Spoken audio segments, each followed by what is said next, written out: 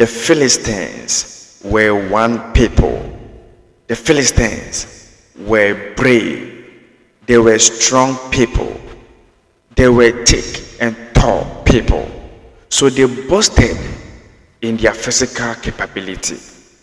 These people had no respect for the people of Israel, neither their God. In the regime of Saul, Israel had a headache. Israel found themselves in predicament because of the Philistines. These people were very strong and very scary to look. Because of their height, no nation could stand before them in a battle. Although the Philistines were thick and tall, but among all, there was one man called Goliath, who was very tall and strong. He was about 9 feet 9 inches tall. This man gave Saul and the people of Israel headache for many days. Saul and the people of Israel engaged in a battle with the Philistines, but the Philistines decided to make an agreement with the Israelites that they should bring one person out of them to fight against Goliath. And if the person defeats Goliath, they accept the defeat. And if Goliath also defeats that person, Israel must accept defeat. So Goliath always stood on the hill every day and night, waiting for that one brave person from the people of Israel to come and fight him. Goliath stood there for many days and nights because nobody was able to come out to fight him.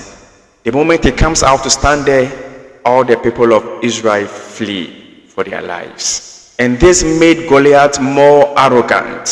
He spoke blasphemous words against Israel. He cursed them and cursed their God, and there was nobody to fight this guy. And there was a man called David, a son of Jesse. Now all this while, David was in the forest taking care of his father's sheep. But then his brothers were among the soldiers of Saul on the battlefield. So David was sent to give them food and water. So when David got to the battlefield, it was the time for Goliath's normal routine, as he always come out and intimidate the people of Israel and blaspheme their God and curse the people of Israel and curse their God. So David heard the words, the blasphemous words that were coming from the mouth of that Philistine called Goliath. So David became very furious and went to the people to inquire about the guy that was standing on the hill. And they told him the story behind him, and they said that this person has become our headache. And even the king Saul has made a pledge to give his daughter to anybody who can defeat that guy as a wife. When David heard that, he rushed to the king Saul and told him that, who is this person that is speaking against our God and cursing our God and cursing our people? I can defeat him. And whilst he was still talking with the king, his brothers came, shouted at him, and ordered him to go back to his work, because this is not for children.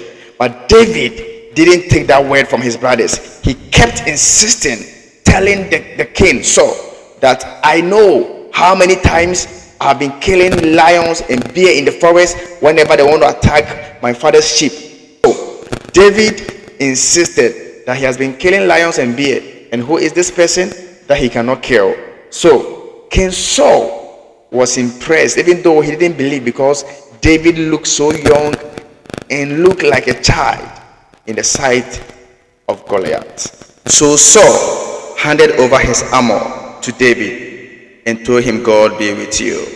But David was not able to move with the armor because he was not trained with it. So he removed all of them and took only staff and 5 smooth stones, and he climbed up to face Goliath. When Goliath saw David, he cursed David and cursed the people of Israel and said, am I a dog that you came at me with the staff? Goliath cursed David with his gods, and David said, as for you, you came at me with sword, with spear, and with shield.